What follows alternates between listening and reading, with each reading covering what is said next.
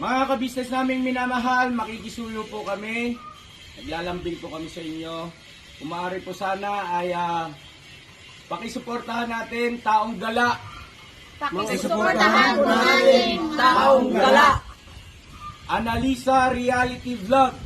Analisa Reality Vlog. Anime Reactors TV. Anime Reactors TV. Alminda Cariaga Mix Vlog. Alminda Cariaga Mix Vlog. Ma'am Fleurs Channel. Ma'am Fleurs Channel. PLC Katangay Vlog. PLC Katangay Vlog. Kalingap Turak. Kalingap Turak. Alright? Alright. Bira! Business baka samantalahin ko itong pagkakataon na to. Kung po pwede po sana, lalambing ako sa inyo. Supportahan niyo po yung Anime Reactors TV. Solid ka business po yan. Tapos ano po kasi siya, bedridden na po mga ka-business. So sa pamamagitan ng pagbablog, awa ng Diyos nga na monetize na siya. Nagkakaroon siya ng kaunting revenue. Kaya maliliit lang kasi yung views niya. Baka pwede po suportahan natin si Anime Reactors TV. Yan. Pero bedridden na po siya. Kaya mapapansin nyo yung at least na mukha niya, pinapakita niya. Cartoon character. Suportahan po natin yan, Anime Reactors TV.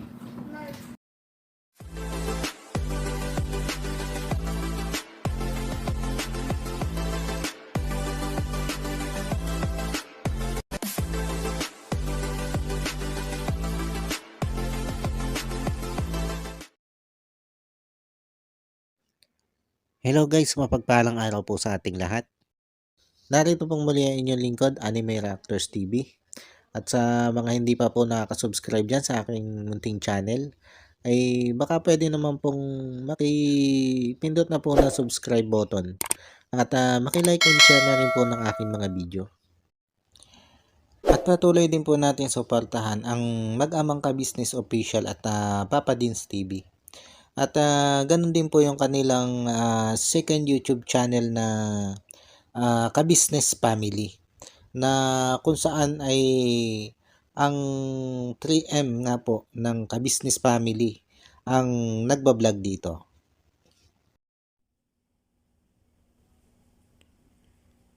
Ayun guys, panibagong araw, panibagong reaction ulit po tayo.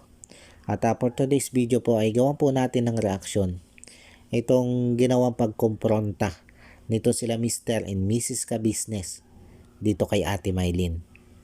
Patungkol nga po dito sa ilang linggo na hindi pagpaparamdam nito si Ate Mylene dito kay la Mr. and Mrs. Ka-Business. Eh alam naman po natin na nalalapit na yung itinakdang kasal nga po nito si Ate Mylene at nito si Kuya Bong. At ito nga po ay sa February 12 na. Pero hanggang nitong nakaraang araw nga po ay hindi nagpaparamdam ito si Ate Mylene dito kay la Mr. and Mrs. Ka-Business. Kaya minabuti na nila Mr. and Mrs. Ka-Business na sugsugin na ito si Ate Mylene kung saan ito naroon. Para mabigyan niya po ng linaw. Lalong-lalo na nga po yung patungkol dito sa nakatakda nilang kasal ni Kuya Bong. At isa pa ay nag-aalala na rin itong sila Mr. and Mrs. Ka-Business patungkol nga dito kay Ate Mylene. Dahil simula nga po nung kausapin nila ito na dito na sila titirang mag-anak sa Ka-Business House, ay nung makailang araw lang po ay nung umuwi ito si Ate Mylene ay hindi na nga po ito nagparamdam kay la Mr. and Mrs. Ka-Business. At yun nga po, may usapan sila na dito magbabagong taon sa Ka-Business House. Pero hindi din yung tinupad nito si Ate Mylene. In short, inindyan ni Ate Mylene ang usapan nila Mr. and Mrs. Ka-Business nang walang kaabog-abog. At ito nga po, nung sugsugin nila Ka-Business, ito si Ate Mylene, ay dito nila ito natagpuan sa dating lugar na inuupahan nito si Ate Mylene, kung saan ay dito una ding na-vlog nila Ka-Business ito si Ate Mylene. At dito ay kinompronta na nila ka-business ito si Ate Mylene patungkol dito nga po sa hindi nito pagpaparamdam ng ilang linggo. At ito po, pakinggan at panoodin po natin ang short video ng pag-uusap nito sila Mr. and Mrs. Ka-business at ni Ate Mylene hinggil sa isyong ito. So yun na, Ate Mylene, ano ba nangyari sa iyo? New Year, sabi ka na doon ka mag-New Year, hindi ka na naman nagpunta sa bahay. Tumawag kasi ng ate ko, sabi na gustong New Year daw, magkakasama daw kami sa Pasig ka. Gawa nga po na uuwi na si tatay. Sila po na umuwi na po yung tatay ko. Saan umuwi? Sa amin po. Saan sa inyo? Masbate po. Yan yung unang palusot ni Ate Mylene. Tumawag daw yung ate niya at ang gusto daw ng ate niya ay sama-sama silang buong pamilya na mag-New Year doon sa Pasig. Dahil ang tatay nga daw po nila ay uuwi na sa Masbate. Sabihin na natin, sige, okay, pamilya mo yun eh. Kailangan naman ngang unahin mo pa itong ibang tao kisa sa pamilya mo. Pero hindi man lang ba niya naisip yung usapan nila ka-business na doon siya magbabagong taon sa ka-business house. Ni hindi man lang niya sinabihan itong sila Mr. and Mrs. Ka-business na ate, kuya, hindi ako dyan makakapag New Year. Dahil umiling ang aking kapatid na sama-sama kaming magbagong taon dito sa Pasig. Dahil nga pauwi na ang aming ama sa Masbate. Napakasimpleng sabihin nun, guys. Napakasimple lang na sabihin nyo kay Mr. and Mrs. Ka-business. At mauunawaan naman siya doon nila Mr. and Mrs. Ka-business. Dahil pamilya niya yung kanyang pupuntahan, hindi naman kung sino lang. Pero ang naging isang alibay pa dito ni Ate Mylene ay nawala daw yung kanyang cellphone. Dahil doon sa pag-akot nila ng gamit nila, ay nalaglag daw ito. Yun yung sabi ni Ate Mylene. Pero sabihin na natin na nalaglag nga yung cellphone niya. Totoong nalaglag talaga yung cellphone niya. Sino na ba pumunta siya doon sa bahay nila ka-business? At sabihin niyang, ate, kuya, hindi po ako makakarating sa bagong taon. Dahil doon po ako magbabagong taon kasama ang pamilya ko. Sa ganung paraan, hindi sana umasa itong sila Mr. and Mrs. Ka-business na doon siya magbabagong taon. Na doon sila magbabagong taong mag-anak sa ka-business house. Kumbaga, respeto man lang sana. Sana naisip man lang niya na may nag-aantay sa kanya doon. At nung hindi siya dumating, ay may nag-aalala sa kanyang ate at kuya na pinangakuan niya na doon sila magbabagong taong mag-anak. Tapos nakalipas na ang bagong taon, nakalipas na ilang linggo matapos ang bagong taon, ay hindi pa rin siya kumukontak dito kay ka-business. Ni hindi siya pumupunta doon sa bahay nila ka-business para magpaliwanag kung bakit hindi sila dumating nung bagong taon at bakit tila ba ayaw na niyang tumira doon sa ka-business house. Di ba guys, kung isa kang tao na may sinseridad sa iyong mga sinasabi at may respeto sa kausap mo, dapat gagawin mo yun. Hindi naman ganun kalaki ang pamasahe papunta kay ka-business. Ay minsan nga nalakad niya yan nung siya humingi ng tulong kay ka-business. Ay ngayon pa ba naman nahingi siya ng dispensa o magpapaliwanag siya kung bakit hindi siya nakarating ng bagong taon? Ngayon pa ba naman hindi niya magawa? Kung talagang gusto niya, di ba? Ito guys, ituloy lang natin yung video at patuloy natin pakinggan ang alibay nito si Ate Mylene. Ang sakit, hindi mo pinaalam sa amin. Kasi umasa kami na New Year, andun ka. Malilipat ka sa bahay. Nahiya po kasi Paano nahiya? Oo nga. Simulan sa pool. Ang usapan sarap natin. magchinilasin, alam mo ba yun? Ba't ka nahiya? Klaro na yung usapan. Oo. At saka pagka nagsalita kami, totoo yun. Nailan po ako. Sabi ko, isip ko nililikot po ako sa ng dalawang bata. Walang tapos makasira eh. Makasira ng Mga gamit po. At isa pa itong usapan nilang pagtira nilang mag-anak dito sa ka-business house. Pinaasa niya sila Mr. and Mrs. Ka-business. Hindi lang sila Mr. and Mrs. Ka-business, kundi pati yung mga viewers na nakapanood ng vlog nila na sinabi nga doon na siya titira sa ka-business house. Sumang-ayon siya doon. Nagpasalamat siya kay Mr. and Mrs. Ka-business. Nagkang iiyak pa nga siya sa sobrang tuwa at pagpapasalamat kay Mr. and Mrs. Ka-business na tinanggap sila bilang membro ng ka-business family.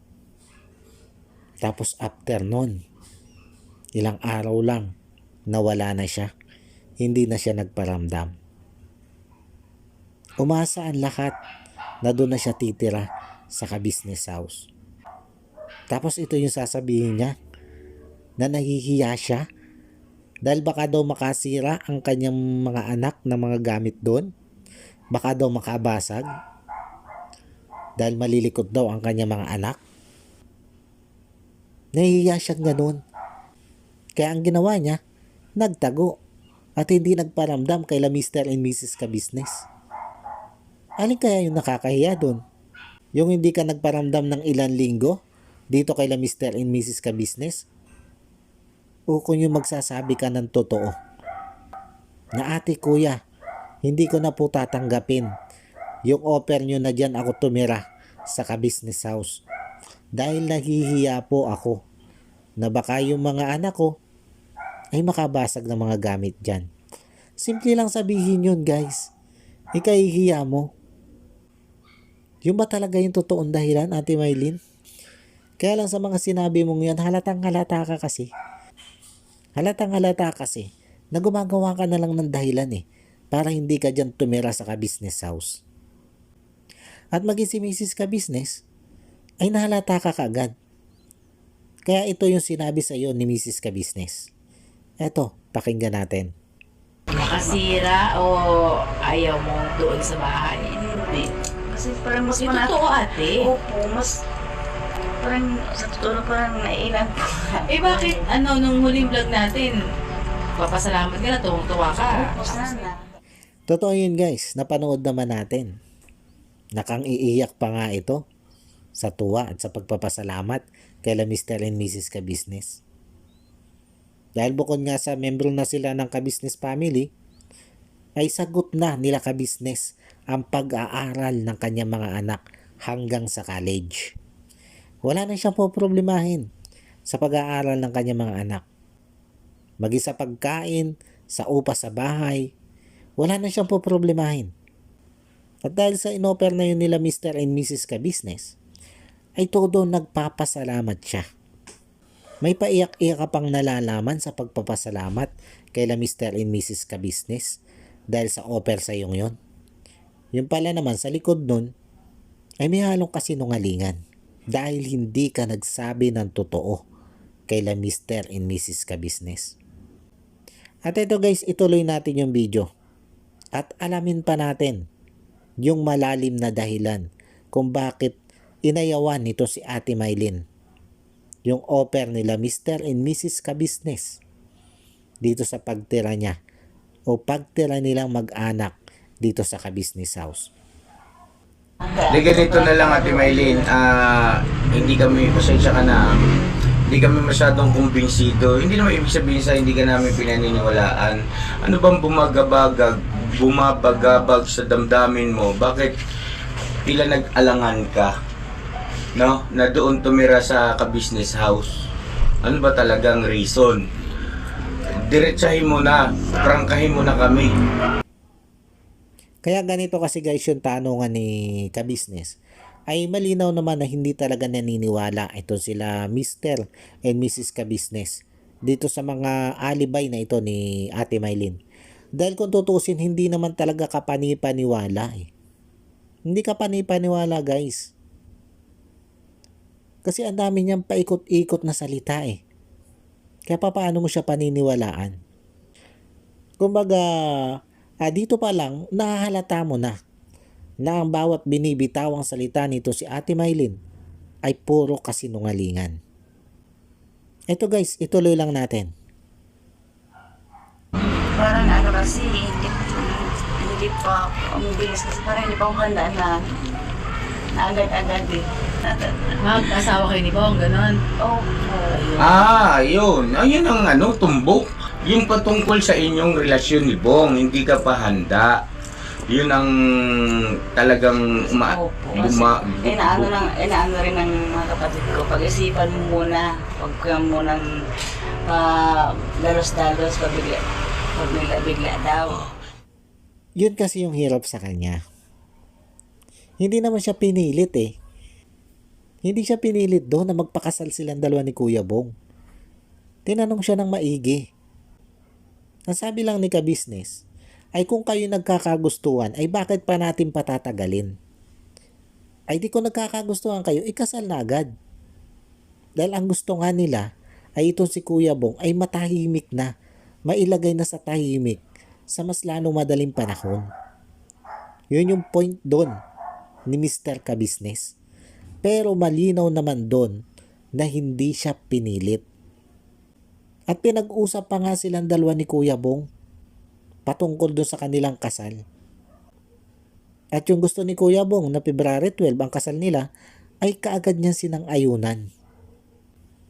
Hindi ka pa pala sigurado na gusto mong pakasalan si Kuya Bong. Ay bakit ka nakipag-settle agad? Hanggang sa sumama ka pa nga sa City Hall para i-schedule yung inyong kasal. Tapos sasabihin mo ngayon na nabigla ka lang. Di ba anong kalokohan yan, Ate Maylin? Anong kalokohan ang nasa isip mong yan? Eto guys, tuloy natin yung video. Ganito naman yon. Si Bong, yan alam ng mga ka-business natin yan. Pag tinatanong namin kung sino yung gusto niyang pakasalan, binabanggit niya una ikaw. Tapos mamaya-maya ng konti, pag tinanong naman namin yung si Clarissa, sinasabi niya meron daw konti. Kumbaga, ang inaalala kasi rito ni Bong ay yung patungkol kay Budoy. Na baka mamaya, Bumalik. oo, yun ang inaalala niya. Totoo yun guys. Pag si Kuya Bong ang tinatanong, ang first choice na talaga si Ate Maylin. Yun yung gusto niyang pakasalan. Sabi ko nga, ay second option lang nito. Si Clarissa. Kaya lang, ang inaalala nga nito si Kuya Bong, ay baka nga daw manggulo itong si Budoy pag sila'y kasal na. Dahil siguro nakikita ni Kuya Bong na umaaligid-aligid pa rin doon si Budoy kay Ate Maylin. Kaya niya nasasabi yon. Ito guys, tuloy lang natin yung video. Maliban na lang kung ikaw. Sila pa rin, Budoy. Oo, kung kayo pa rin ba ni Budoy. Kayo pa rin ba? May contact naman kami. Dito guys, tingnan nyo. Yung magiging mga sagot dito ni Ate Maylin. Paligoy-ligoy pa rin siya. Paligoy-ligoy pa rin. Hindi agad niya direktang sagutin yung tanong nila Mr. and Mrs. Ka-business. Ito guys, tuloy natin video. Ibig sabihin kayo pa. Hindi, may iba. Diretsahin mo na ate, paulit. Oh. Ate Maylin, Oo, sa ikabubuti maging totoo ka mo. naman kasi ate. Kasi Sinahirapan kami. Oo. Hindi namin alam, Ate Maylin, ito unawain mo si Kuya at saka si Ate ha. Huwag na paikot-ikot. Huwag mong isipin na kami ay nagagalit. Ang sa amin dito yung totoo lang. Totoo lang tayo ate. Kasi naka-vlog tayo. Hindi naman tayo naglalaro lang dito. Kasi kapakanan mo naman din yung iniintindi namin. Ano ba yung dahilan bakit nagdadalawang isip si Ate Maylin? Ang pinag-usapan natin dito tungkol sa inyong dalawa ni Bong ha. Oh, ano ba ang dahilan ni Ate Maylin bakit nagdadalawang isip ka? Bakit? Ano bang inaalala mo? Kasi hindi na may nararamdaman pa kasi akala mo kasi ano eh. May nararamdaman ka pa kay Budoy. Ang tanong, si Budoy ba may nararamdaman sa iyo? Ganon? Ibig sabihin kayo pa din. Inamin po niya naman, mahal pa niya. Parang yung time po na ano kuya, yung time po na pinasundo po ako. Yung nag-usap kayo ni Bong? Okay. Magkabalik po na kami ako. Yun yung dahilan kung bakit nagdalawang isip siya sa pagpapakasal dito kay Kuya Bong. Dahil sila pa ni Budoy. Dahil naging salawakan siya. Nakabang sila pala ni Budoy, ay nakikipagsettle siya dito kay Kuya Bong ng kasal. Di ba? Gaano kalaking kalokohan itong ginawang ito ni Ate Maylin? Na sila pa pala ni Budoy, ay nagpaligaw pa siya dito kay Kuya Bong. At eto nga, nakipagsettle pa nga siya ng kasal sa February 12. Tapos ngayon, aatras siya. Anong tingin mo dito sa pagpapakasal mong ito kay Kuya Bong? Laro? Na pag naisipan mong umayaw ay aayaw ka na? Hindi ka na bata, Ate Maylin. Matanda ka na para sa ganyang bagay. Makikipagsettle ka ng kasal dito sa isa habang kayo pala nung isa. Isipin mo kung gaano kalaking kalokohan yung ginawa mong yan. Eto guys, tuloy natin yung video. O bakit kung sabi mo sa vlog, hindi na kayo? Nagkabalikan ako ng ano na yun, nagkabalikan ng wala namang temblor. Nagkabalikan na pala sila nun. Ay bakit hindi niya sinabi, di ba? Anong gusto niyang palabasin dito? Bakit hindi niya sinabi dito kay Mr. and Mrs. Ka-Business, dito kay Kuya Bong, na hindi na po ako pwedeng magpakasal dahil nagkabalikan na po kami ni Budoy. Di ba? Anong pakay niya? Sasabihin niya nahihiya siya? Mas nakakahiya ba yung magsabi ng totoo? O yung nagsabi ka ng sandamukan na kasinungalingan? Ganun ba yun, Ate Maylin? Ganun ka ba tumingin ng kahihiyan sa sarili? Ng kahihiyan sa kapwa? Ito guys, tuloy lang natin yung video. Paulit-ulit sa'yo, Ate Maylin, naka-vlog ka ha, huwag kang magsisinungaling. Opo, hindi na po kami ni Budoy. Naging, bago lang po kami Hindi ko alam number niya pa. Ha? Bago lang po kami ayos. Pinakausap ka namin patungkol sa bagay na yan. Alam mo namang napakaseryosong bagay niyan. Dapat totoo lahat ang sasabihin mo. Wala namang dahilan para hindi ka magsabi ng totoo. Natatakot saan? Hindi ka naman namin Bakit ka kakagatin. matatakot? Natatakot daw siya. Saan siya natatakot? Ay hindi naman siya tinakot doon para pakasalan si Kuya Bong. At sila nga ni Kuya Bong ang nag-usap patungkol doon sa kasal nila. Sinang-ayunan niya ang mga sinabi ni Kuya Bong. Lalo na ngayon sinabi ni Kuya Bong na petsa 12 ng February ang kasal dapat nila. Pumayag siya doon. Tapos sasabihin niya natatakot siya. Saan siya matatakot doon? Hinaras ba siya? Hindi naman, di ba? Kaya anong kalokohan yan, Ate Maylin, pinagsasasabi mong yan? Ito guys, tuloy lang natin yung video. Katulad yan, yung sa kasal, nagpunta pa tayo sa City Hall, di ba? Oo, sana nung sinabi mo na agad sa akin na ate. No, nangyari kasi no, kinengkoy mo kami. Pati si Bong. Pati si Bong, pati mga viewer, nakengkoy-kengkoy mo.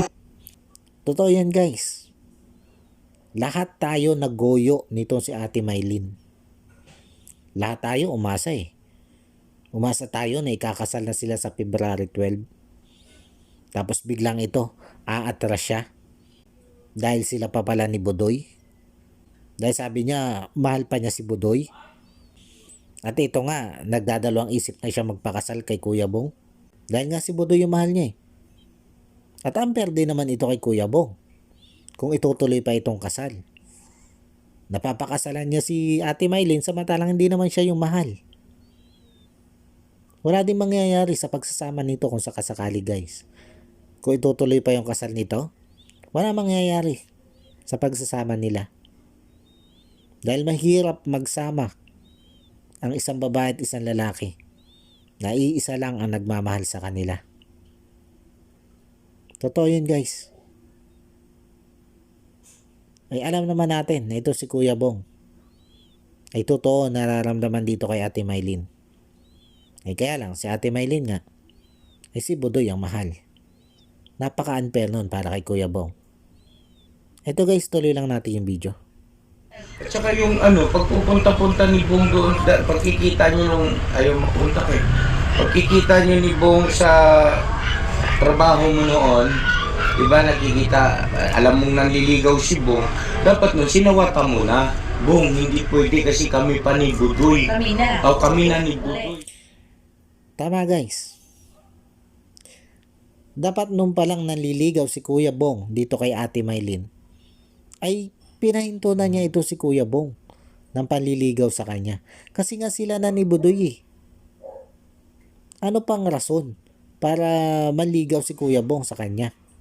Ano pang rason bakit niya pinagpatuloy na panliligaw itong si Kuya Bong sa kanya? Tapos sasabihin niya naaawa siya dito kay Kuya Bong dahil ayaw niyang isipin ni Kuya Bong na pinagtatabuyan niya itong si Kuya Bong. Hindi ba mas nakakaawa ang ginawa niya ngayon kay Kuya Bong na pinaasa niya sa wala?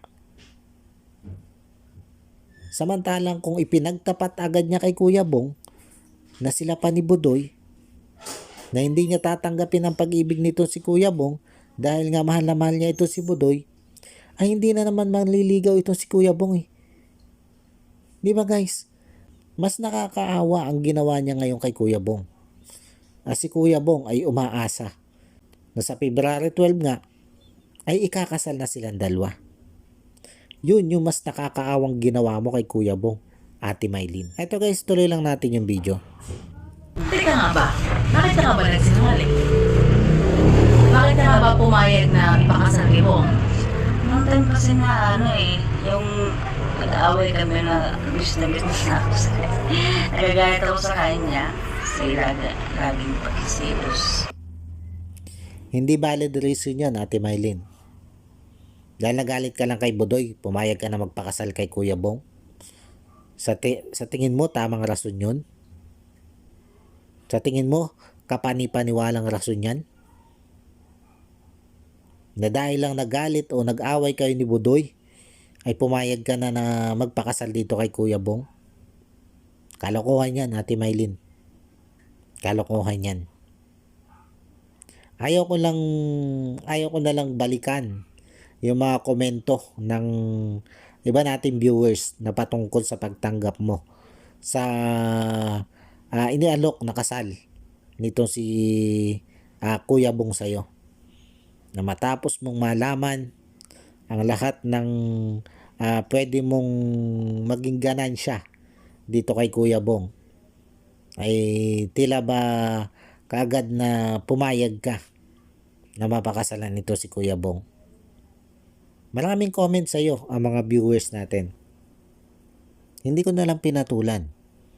Dahil inisip ko na siguro maaring yun yung rason mo. Pero pag nagsasama na kayo ni Kuya Bong, ay ma-develop yung pagmamahal mo para dito kay Kuya Bong. Tapos ngayon, ito yung magiging rason mo. Na kaya ka lang pumayag sa pagpapakasal mo kay Kuya Bong, kasi nag-away kayo ni Budoy. Dahil nagsiselos itong si Budoy kung kani-kanino. Para sa akin, hindi valid reason yan, Ate Maylin. At sa tingin ko, isa na naman yan sa kasinungalingan mo. Pasensya na, Ate Maylin. Kung hindi na ako naniniwala sa mga sinasabi mong yan. Pasensya na. Dahil ilang beses mo na kaming ginuyo Padalwa na to Nung una, nung kalalabas lang ni Kuya Bong sa rehab, na nakipagrelasyon ka dito kay Kuya Bong, pero kayo din pa pala ni Budoy nun. At itinatago mo pa nga si Budoy sa CR. Pag pumupunta dyan sila ka-business. Tapos ngayon, naulit na naman. At mas matindi ngayon. Dahil umabot na sa pakikipag-settle mo ng kasal kay Kuya Bong. Pero yun pala, ay isa na naman bulaan.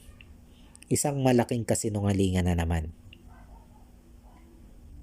Kaya ang kawawa sa bandang huli ay si Kuya Bong. Grabe guys, sa totoo lang sobra akong naaawa dito kay Kuya Bong. Dahil dalawang babaeng minahal niya, pareho siyang niloko.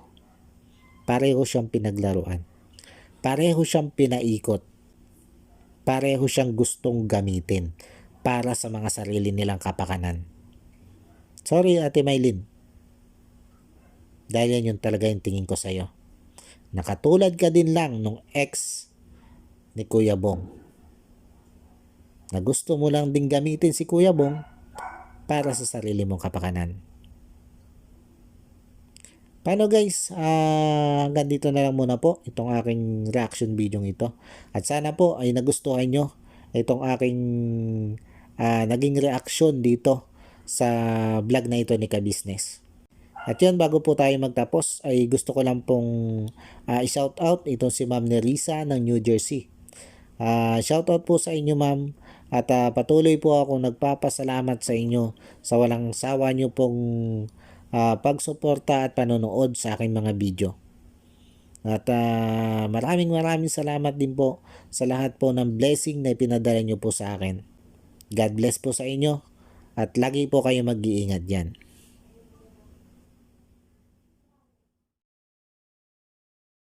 Paano po? Hanggang dito na lang muna po yung aking reaction video. At muli po ay maraming thank you po sa patuloy na sumusuporta at nanonood ng aking mga video. At sa mga hindi pa nga po nakaka-subscribe dyan ay baka pwede naman po makipindot na ng subscribe button at makilike and share na rin po ng aking mga video. Muli po ay maraming salamat po and God bless po sa inyong lahat.